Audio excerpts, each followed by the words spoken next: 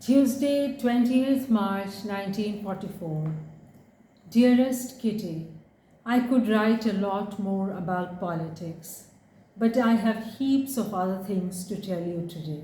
First, Mummy has more or less forbidden me to go upstairs so often because, according to her, Mrs. Van Dam is jealous.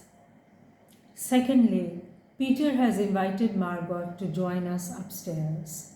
I don't know whether just out of politeness or whether he really means it. Thirdly, I went and asked Daddy if he thought I need pay any regard to Mrs. Van Dam's jealousy, and he didn't think so. What next? Mummy is cross, perhaps jealous too. Daddy doesn't grudge us these times together and thinks it's nice that we get on so well. Margot is fond of Peter too, but feels that two's company and three's crowd. Mummy thinks that Peter is in love with me. Quite frankly, I only wish he were. Then we'd be quits and really be able to get to know each other. She also says that he keeps on looking at me. Now I suppose that's true, but still I can't help it if he looks at my dimples and we wink at each other occasionally, can I? I'm in a very difficult position. Mummy is against me and I'm against her. Daddy closes his eyes and tries not to see the silent battle between us. Mummy is sad because she does really love me, while I'm not in the least bit sad because I don't think she understands. And Peter, I don't want to give Peter up. He's such a darling. I admire him so. It can grow into something beautiful between us. Why do the old uns have to poke their noses in all the time? Luckily, I'm quite used to hiding my feelings and I manage extremely well not to let them see how mad I am about him.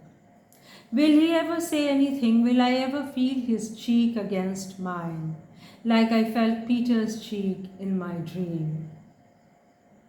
Oh, Peter and Petal, you are one and the same. They don't understand us. Won't they ever grasp that we are happy just sitting together and not saying a word? They don't understand what has driven us together like this. Oh, when will all these difficulties be overcome? And yet it is good to overcome them because then the end will be all the more wonderful when he lies with his head on his arm, with his eyes closed, then he is still a child. When he plays with Maushi, he is loving. When he carries potatoes or anything heavy, then he is strong. When he goes and watches the shooting or looks for the burglars in the darkness, then he is brave. And when he is so awkward and clumsy, then he is just a pet. I like it much better if he explains something to me than when I have to teach him. I would really adore him to be my superior in almost everything. What do we care about the two mothers? Oh, but if only he would speak. Yours, Anne. So this is a part of Anne Frank's diary I was reading from the world-famous book, Anne Frank's diary, the diary she kept as a Holocaust victim, perhaps hiding somewhere in a house.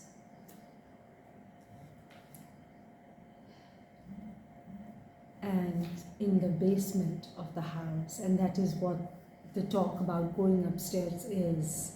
And this is what the reality of the Holocaust survivors, I mean, she finally died, but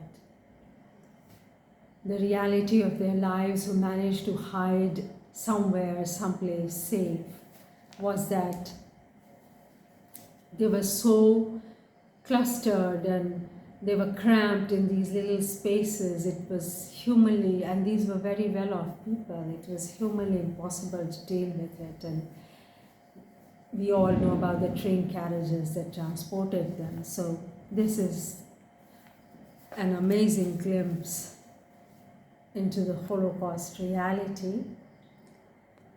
And today I'm reading it on November 18th, 2023.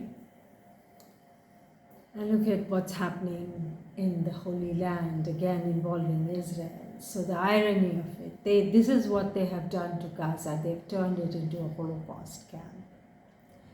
Of course, nobody praises terror. Of course, one realizes the threats that Israel deals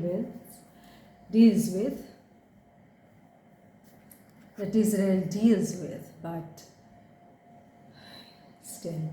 So, before I launch into my political commentary, let me just again talk about Anne Frank and